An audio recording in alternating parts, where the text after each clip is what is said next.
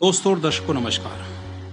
कहते हैं कि उजाले उन्हीं के नसीब में आते हैं, उन्हीं के मुकद्दर में होते हैं जो अंधेरों का सामना करते हैं। मैं ऐसे ही युवा पवन कुमार से मिला रहा हूं जिन्होंने आईएएस क्रॉस किया है। युवा पवन कुमार ने आईएएस क्रॉस किया है। बुलंदशहर जनपद क्षेत्र के गांव रघुनाथपुर पाली के निवासी हैं पवन कुमार। आज जब वो अपने गांव पहुंचे तो उस धरती माँ को सलाम किया।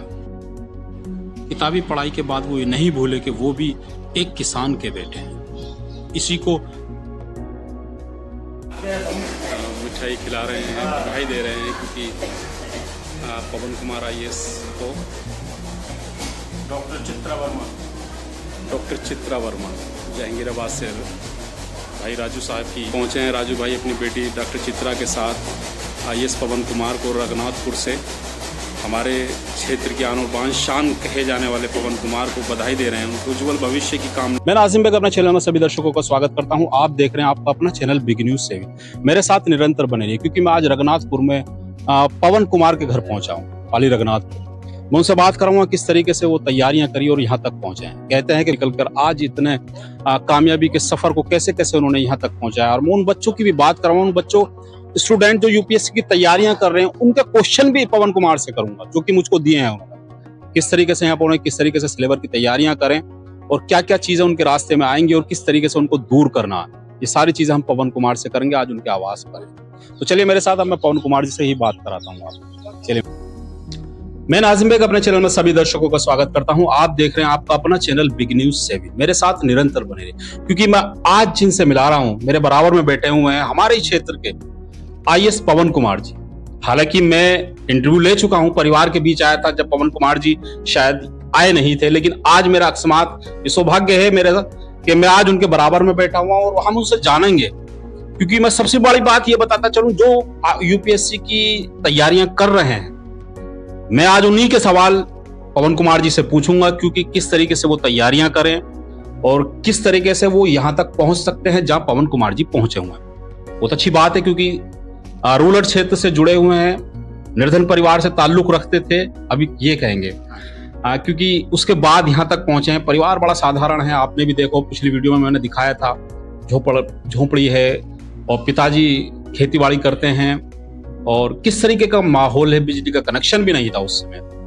आज सब कुछ बदल चुका है क्योंकि पवन कुमार जी बैठे हैं। पवन कुमार जी, हम अपने चैनल में खैर मकदम और स्वागत करते हैं आपका। धन्यवाद। अब सबसे पहले ये जानेंगे उस पवन कुमार में और इस पवन कुमार में कितना अंतर हो पा रहा है? सर मतलब बहुत ज्यादा अंतर नहीं है, जो चीजें पहले थी वो आज भी हैं, बस लोगों का जो रेस्पॉन्स था वो चेंज हो गया है। बाकी मेरा नजरिया जो था वो आज भी वही है, लोगों के प्रति, जो रिलेटिव्स हैं उनके प्रति आज भी वही नजरिया है। बस ये चीज है कि एक बहुत रिलीव महसूस कर रहा हूँ, जो चीजें थी, टेंशन थी, वो अब नहीं रहती है। करियर को लेके जो चीजें थी, अभी एक सेंस ऑफ रेस्पॉन्सिबिलिटी आ गया है।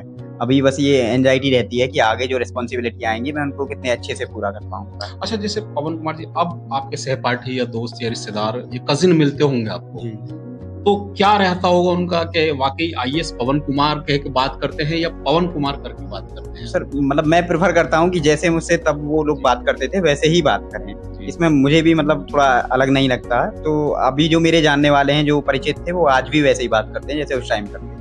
अच्छा, मैं पवन कुमार को कहता हूँ पवन कुमार आईएएस पवन कुमार से बात करिए, तो इस समय फीलिंग आईएएस वाली आ रही है या नेचुरल फीलिंग पवन कुमार वाली आ रही है? जी, नेचुरल फीलिंग है पवन कुमार वाले।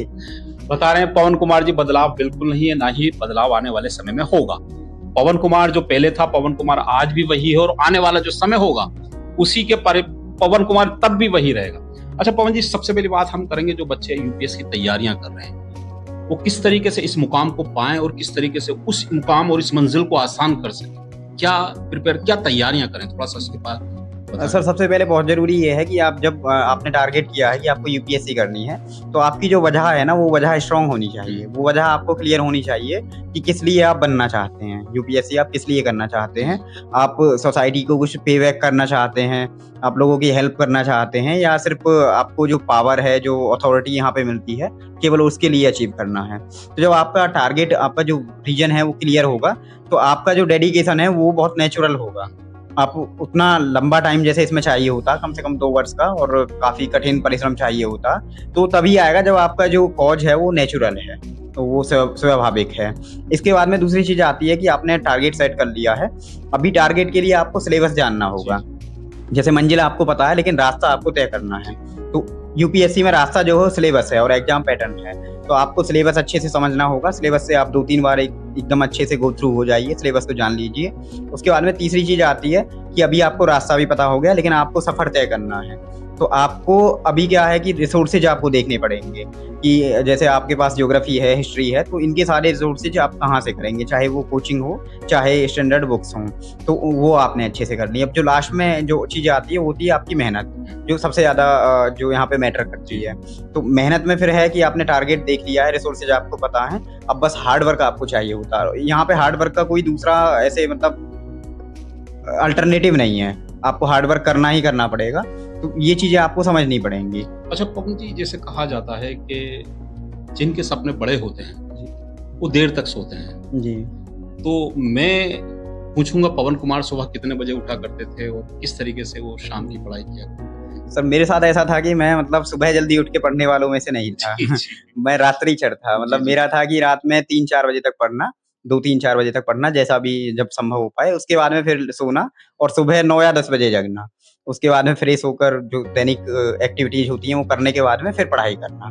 तो मेरा था कि मैं रात में ज़्यादा पढ़ता था, सुबह में मुझसे नहीं हो पाती थी। कहा जाता है कि काले आसमान पर सितारा जो चमकता है वो रात में ही चमकता है। जी। तो मैं समझ सकता हूँ कि पवन कुमार जी उसी में से हैं जो रात में सितारा चमकता था, उसी तरीके से रात में पढ़ाई भी करता जी सर, मैं रात में। था। अच्छा पवन कुमार जी, जैसे कहा जाए सबसे बड़ा जो क्या अभी मैंने सुना भी था कि मीडिया इसमें रहता है, जो आईयूपीएस की तैयारी कर रहे हैं उनको पेपर्स भी पढ़ने होते हैं, अखबार जिसको हाँ भी कहा जी, जाए। वो सर एकदम मस्ट क्योंकि है। मैं मीडिया से पर्सन हूँ तो मैं भी चाहूंगा जी। कि मेरा भी अखबार बिके और पढ़ें हाँ, लोग। हाँ। सर ये एकदम मस्ट है, मतलब मेरे हिसाब से एकदम मस्ट है। काफ़ी लोग हैं जो बिना न्यूज़पेपर पढ़े भी क्लियर कर जाते हैं, लेकिन मेरा पर्सनली ऐसा मानना है कि न्यूज़पेपर एकदम मस्ट है। और न्यूज़पेपर इसमें थोड़ा-सा ये है कि अब जो हिंदी वाले न्यूज़पेपर होते हैं, वो क्वालिटी वाइज़ थोड़ा यूपीएससी के हिसाब से उतने लेवल के नहीं हैं। इसमें 2-3 न्यूज़पेपर हैं जो सभी लोग रेफ़र करते हैं, जैसे द हिंदू है और इंडियन एक्सप्रेस है। तो ये अच्छे न्यूज़पेपर हैं। इसमें आपको समझना पड़ेगा कि आपको पढ़ना क्या है। जी, जी। वो जानकारी आपको मिलेगी जब एक बार आपको सिलेबस का आइडिया होगा कि सिलेबस क्या है। तो न्यूज़पेपर बहुत ज़्यादा मैटर करता है। अच्छा, इसमें हम लक के लिए क्या कहेंगे? सर मेरा मानना है कि लक मैटर करता है। 2-3% जो फैक्टर है वो लक का होता है। जैसे कई बार पेपर का नेचर, जैसे सीसेट टफ आ गया या जीएस टफ आ गया, तो ये चीज़ें हैं जो अपने कंट्रोल में नहीं है। या जैसे कुछ एकदम नेचुरल ऐसी चीज़ें हो जाती हैं, नेचुरल एक्सीडेंट हो जाते हैं कि आप पेपर देने जा रहे हैं, आप बीमार हो गए, पेपर ही ना दे पाएँ, आप सेंटर पर पहुँच ही नहीं पाएँ टाइम से। तो ये 2-3% जो फैक्टर है वो लक का है। लेकिन इसके अलावा 97-98% जो फैक्टर है वो आपके हार्ड वर्क पर है। तो हार्ड वर्क और मतलब मैं यही सजेस्ट भी करता हूँ कि जो लक फैक्टर है वो कंट्रोल में नहीं है। उसके बारे में हम कुछ नहीं कर सकते, हमारे हाथ में केवल हार्ड वर्क है और 97-98% जो फैक्टर है वो हमारे हाथ में है। अच्छा, जैसे देखा जाता है जो बच्चे तैयारियां करके जाते हैं और जो बच्चे तैयारियां करते हैं, अक्सर टाइम हो जाता है, एग्जाम देने का टाइम आता है, तो उनको लगता है कि पेपर इजी आना चाहिए, पेपर टफ आएगा, तो उनके जो मन में शंकाएं चलती हैं उनको कैसे वो दूर कर पाए? सर अभी जैसे मेरे भी काफ़ी बैचमेट्स हैं और काफ़ी मेरे जूनियर्स हैं, तो वो मुझसे जब भी कुछ भी सलाह माँगते हैं कि पेपर के टाइम पर क्या करना चाहिए, तो मेरी जो आप बोल रहे हैं ना वही सलाह मेरी रहती है कि आप पेपर में एकदम ओपन माइंड होके जाइए। आपके पास कुछ प्री कंसीव नोशन नहीं होने चाहिए कि पेपर इस तरह का आएगा, ये टॉपिक आएगा। ये आप काम कर सकते हैं पेपर से 10-15 दिन पहले और उससे पहले, साल भर पहले, 6 महीने पहले। लेकिन जब पेपर का टाइम आ रहा होता तो वैसे में हमें अपना दिमाग एकदम खुला रखना चाहिए कि जो भी आएगा मैंने पढ़ा है, मुझे अपनी मेहनत पर विश्वास है और जो भी आएगा मैं देख लूँगा। इससे क्या होगा कि जब पेपर एकदम अनएक्सपेक्टेड आएगा तो आप पहले से प्रिपेयर्ड हैं, मेंटली आप पहले से प्रिपेयर्ड हैं। और अगर आप पहले से सोच के आए हैं कि पार्लियामेंट से, जैसे एक टॉपिक है पार्लियामेंट पॉलिटी में, उससे आने वाला है, पेपर आपके सामने आया, उसमें पार्लियामेंट का कोई चैप्टर ही नहीं, कोई क्वेश्चन ही नहीं है, तो आप यहाँ पे बिखर जाएंगे एकदम।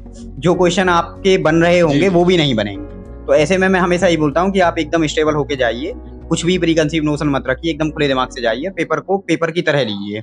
जैसे क्रिकेट में बोला जाता है ना कि आपको गेंद मतलब हर एक गेंद आपको समझनी पड़ेगी। आप 50 ओवर या 20 ओवर मत समझिए, आप गेंद को उसकी मेरिट पर खेलिए। अगर मारने लायक है तो मारिए, छोड़ने लायक है तो सम्मान दीजिए। तो ये है। अच्छा, मैं बात करूं, ये बात बिल्कुल ठीक की, तो पवन कुमार अगर मैं बात करूं खेलकूद की, जी। तो सब कौन सा खेल पसंद है पवन? सर मैं बहुत फिसड्डी खिलाड़ी हूँ, मतलब वो एज ए प्लेयर मैं बहुत फिसड्डी खिलाड़ी हूँ। मैंने आज तक मेरा सारा जो ध्यान रहता था वो पढ़ाई लिखाई पर ही रहता था। लेकिन मैं मतलब ऐसी सलाह लोगों को नहीं देता, ये उम्र होती है खेलने कूदने की, और इससे मानसिक विकास होता है, एक पर्सनैलिटी आपकी अच्छी होती है काफ़ी, जैसे लीडरशिप स्किल हैं, फ्रेंड्स के साथ सामंजस्य बिठाना है, तो ये सारी चीज़ें खेल-कूद से आती हैं। लेकिन मैं इस मामले में अच्छा नहीं था। हालाँकि मैं जो थोड़ा बहुत खेल लेता हूँ, क्रिकेट मुझे आता है। क्रिकेट देखना मुझे बहुत पसंद है, इसकी थोड़ी बहुत नॉलेज भी है। कौन सा है बेस्ट? मुझे जो अच्छे लगते हैं, जी। अभी प्रेज़ेंट टाइम में विराट कोहली सर। जी। अच्छा, मैं एक सवाल और करूँगा आपसे। एज़ ए डीएम बन जाते हैं, आईएएस जी। जॉइनिंग कर लेते हैं और आपको जॉइनिंग मिल जाती है। अकस्मात एक इंटरव्यूज़ का सवाल है ये। जी। आपके परिवार का झगड़ा जी। और पड़ोसी के झगड़े से हो जाता है, पड़ोसी से झगड़ा हो जाता है, जी। तो उस सिचुएशन को कैसे समझेंगे और उस सिचुएशन को कैसे दूर किया जा सकता है? सर, सबसे ज़रूरी जो मेरा मानना है, मतलब एज ए ऑफिसर आपका नज़रिया रहना चाहिए, वो ये है कि आप दोनों पक्षों को शांतिपूर्वक सुनें, दोनों पक्षों को आमने-सामने बिठा के सुनें, ताकि जब एक पक्ष अपना बात रख रहा हो, तो दूसरा पक्ष अगर कुछ गलत है, झूठ है। प्रेशर पिताजी का भी है कि मैंने ठीक कहा है, ऐसा भी प्रेशर होता है। जी। तो मेरा सर नज़रिया यही रहेगा कि मैं दोनों लोगों को बिठाऊं, और जो न्यूट्रल लोग वहाँ पे उपस्थित होंगे उनको भी सुनूं, और उन सबको सुनने के बाद में फिर जो उसकी केस की मेरिट होगी, उसके आधार पे अपना फैसला करूं। नेचुरली तो मतलब यही होता है। अच्छा पवन जी, क्या तैयारियां, कौन सी कोचिंग लेनी चाहिए उन बच्चों को जो तैयारियां कर रहे हैं? जी। क्या उनके लिए आसान रहेगा? जी। थोड़ा सा इस पर सर, इसमें कोचिंग के ऊपर मेरी 2 राय हैं। जैसे अगर आप अफोर्ड कर सकते हैं, फाइनेंशियली आप साउंड हैं, आपके पास पैसे हैं, तो आप मतलब ये स्वाभाविक है कि आपको कोचिंग की तरफ जाना चाहिए, क्योंकि कोचिंग से एक तो आपका टाइम कम लगता है, और चीज़ें आपको एक वेल मेंटेन चीज़ें आपको मिल जाती हैं, आपको खुद से स्क्रॉल नहीं करना पड़ता चीज़ों के लिए। तो एक तो ये है। दूसरा फिर सर ये है कि जैसे कोचिंग मस्ट नहीं है, अगर आप कोचिंग कर सकते हैं तो ठीक है, नहीं कर सकते तो ऐसा नहीं है कि कोचिंग नहीं करेंगे तो नहीं होगा। इसके लिए आपके पास बहुत सारे, फिर आपको अपने दिमाग का इस्तेमाल करना पड़ेगा। इंटरनेट पर काफ़ी सारी चीज़ें अवेलेबल हैं, अब टेलीग्राम है, यूट्यूब है, गूगल है, आप वहाँ से चीज़ों को देख सकते हैं। तो एकदम ऐसा नहीं है कि कोचिंग करनी ही करनी चाहिए, वो आपके ऊपर डिपेंड करता है। अगर आपके पास पैसे हैं, आप अफोर्ड कर सकते हैं तो करिए, नहीं तो आप सिलेबस देखिए, रिसोर्सेज को उठाइए, बुक उठाइए, और आप खुद से भी पढ़ सकते हैं। अच्छा, एक सवाल ये भी है पवन जी, कि जैसे हम पढ़ाई करते हैं, बच्चे पढ़ाई करते हैं, यूपीएससी की तैयारियां करते हैं या किसी और की तैयारियां करते हैं, तो उनके लिए जो बुक में वो पढ़ते हैं और सामाजिक ज्ञान होता है जी, तो वो भी लाभदायक होता है, वो भी काम करता है। जी। एकदम सर, एकदम ज़रूरी है। जैसे एक होता है कि जो आपको बुक के थ्रू जो नॉलेज मिल रही है, एक होती है जो व्यावहारिक ज्ञान आपको मिल रहा है। तो दोनों ही चीज़ें बहुत हद तक मतलब मैटर करती हैं। जैसे बुक में आपने पढ़ा, लेकिन असल में चीज़ें वैसी नहीं होती हैं। आइडियल वर्ल्ड एकदम नहीं है। यहाँ प्रैक्टिकल जो चीज़ें हैं, वो थोड़ी-सी डिफरेंट होती हैं। तो अब जब आप काम करने भी जाएँगे, तो आपको समाज में रह के काम करना पड़ेगा। तो उसके लिए आपको व्यावहारिक नॉलेज भी होनी चाहिए। अच्छा, जैसे कहा जाता है कि यूपीएससी की तैयारियां कर रहे हैं, लगभग 100 बच्चे निकलते हैं तो लास्ट तक 5 ही रह जाते हैं। जी। ऐसा क्यों हो पाता है? सर, उसके क्या लिए क्यों जी। तोड़ देते हैं मन में अपना, क्या होता है? जी। सर, उसके लिए 1-2 चीज़ें हैं कि जैसे आप मतलब एक तो वैकेंसी कम रहती है, तो सबसे पहला फैक्टर तो यही है। दूसरा सर, जो लोग बीच में गिव अप कर देते हैं, उसके पीछे रीज़न्स हैं। एक तो आप जब आपकी वजह क्लियर नहीं होगी, जैसा मैंने अभी पहले भी कहा था कि आपकी अगर तैयारी करने की वजह क्लियर नहीं है, तो आप लॉन्ग टाइम तक सस्टेन नहीं कर सकते हैं। आपने 1 अटेम्प्ट दिया, 2 अटेम्प्ट दिया, अगर आप फेल होते हैं, तो आपका फिर मोरल डाउन हो जाता है। और कई बार ऐसा होता है, जो घर से सिचुएशन ऐसी होती है जहाँ आपके ऊपर मोरल प्रेशर रहता है कि आपको जॉब करनी ही पड़ेगी, तो वैसी सिचुएशन में गिव अप होता है। लेकिन मेरा मानना है कि जैसे आप एक टाइम फिक्स कर लें और उस टाइम में अपना एकदम 100% दें, और आप एक टाइम बना के कि इतने टाइम में मुझे अचीव करना है, अच्छे से जो जान लें उसका सिलेबस क्या है, पैटर्न जान लें, रिसोर्सेज जान लें, और तब अपना अगर पूरा एफर्ट लगाते हैं, तो मुझे लगता है कि अचीव हो ही जाए। फिल्मों का शौक रखते हैं? जी, बहुत ज़्यादा सर। ज़्यादा रखते हैं। जी। अच्छा, अभी 12th फिल्म जो आई थी वो जी। इसी रिलेटेड थी, इसी हाँ। से। तो क्या वाकई वो फिल्म इसी पर आधारित थी, ये सिचुएशन थी जी। और इसी तरीके से उन्होंने स्ट्रगल भी करा था? क्या जी। ये वाकई ऐसी फिल्म? जी सर, वो सर आईपीएस है, मनोज जी, शर्मा सर, जी। उनके ऊपर वो फिल्म रिलेटेड है सर। और वो जिस एरिया से आते हैं, वो काफ़ी पिछड़ा हुआ इलाका है। आप भी जानते होंगे कि वो बुंदेलखंड से आते हैं, और बुंदेलखंड जो अपने इंडिया के पिछड़े हुए इलाके हैं, उनमें से एक है। तो सर की स्ट्रगल वाकई मतलब इंस्पिरेशन लेने वाली है, खासतौर पर हम जैसे आपने भी स्टूडेंट के देखी लिए। 12th film? जी सर, मैंने देखी थी। मैंने देखी थी। अच्छा, वैसे बेस्ट फिल्म अगर कौन सी, अगर देखते हैं वो बार-बार कई बार जी। देखी हो, वो कौन सी जी। फिल्म है? सर, मुझे मतलब एक तो सस्पेंस थ्रिलर मूवी पसंद है, और कुछ एक्टर्स हैं जो मुझे बहुत ज़्यादा पसंद है। जैसे अगर पुराने एक्टर्स की बात करें तो नसरुद्दीन शाह सर जी। हैं। उसके अलावा अभी सर मनोज के मेनन सर हैं, वो पसंद हैं सर।